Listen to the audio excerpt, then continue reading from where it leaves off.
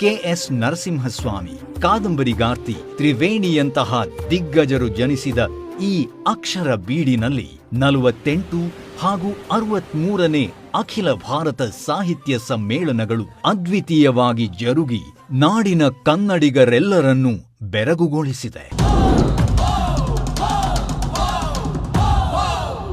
ಇದೀಗ 3 ದಶಕಗಳ ನಂತರ ಸಕ್ಕರೆ ನಾಡು ಮಂಡ್ಯ ಜಿಲ್ಲೆಯಲ್ಲಿ ಇದೇ ಡಿಸೆಂಬರ್ 20, 21, 22, 2024ರಂದು ನಡೆಯಲಿರುವ 87ನೇ ಕನ್ನಡ ಸಾಹಿತ್ಯ ಸಮ್ಮೇಳನಕ್ಕೆ ಸಹೃದಯ ಕನ್ನಡಿಗರೆಲ್ಲರಿಗೂ ಆದರದ ಸ್ವಾಗತ, ಸುಸ್ವಾಗತ.